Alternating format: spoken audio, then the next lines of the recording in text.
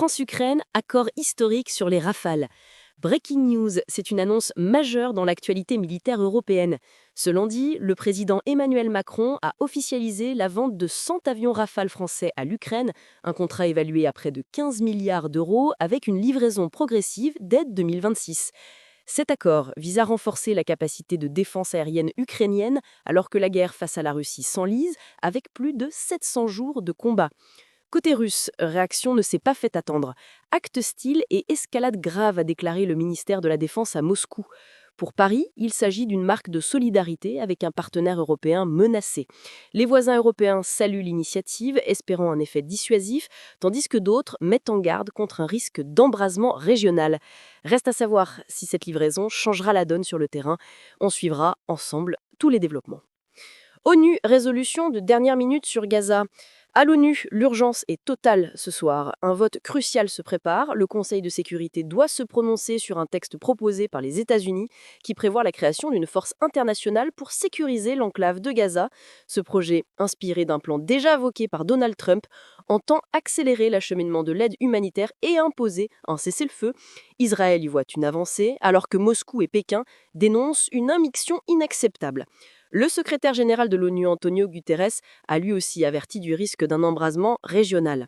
Pour les civils gazaouis, la situation humanitaire reste catastrophique. Après plusieurs mois de conflit, la décision des Nations Unies, attendue dans la nuit, pourrait marquer un tournant ou au contraire aggraver les blocages internationaux.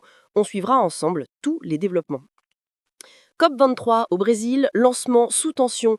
C'est aujourd'hui que s'ouvre au Brésil la 30e conférence mondiale pour le climat, la COP23. Chefs d'État, ONG et experts du monde entier sont rassemblés à Brasilia pour débattre de la lutte contre le réchauffement.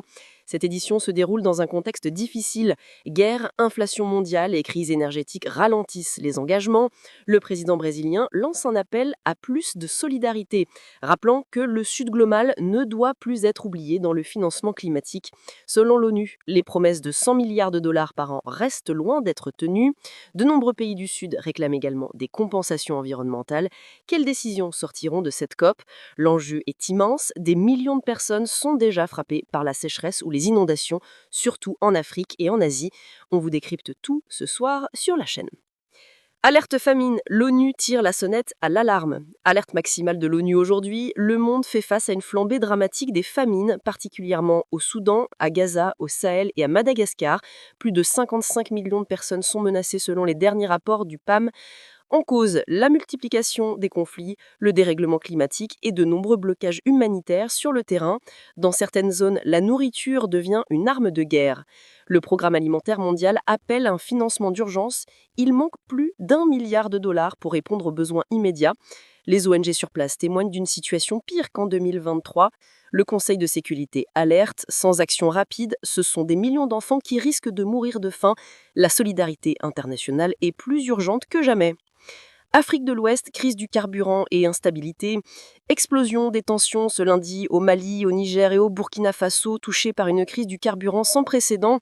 Depuis 2 semaines, les grandes villes sont paralysées, pénurie dans les stations, prix à la pompe multipliés par 3, files d'attente interminables. Cette crise accentue les difficultés humanitaires et alimente la grogne populaire dans des pays déjà fragilisés par les conflits armés. Les autorités accusent des groupes armés de saboter les approvisionnements. Les transports publics sont à l'arrêt, les prix des denrées flambent, la grogne monte. Selon la CEDEAO, si la situation persiste, il y aura un risque de rue majeur dans toute la région, un dossier brûlant à suivre heure par heure.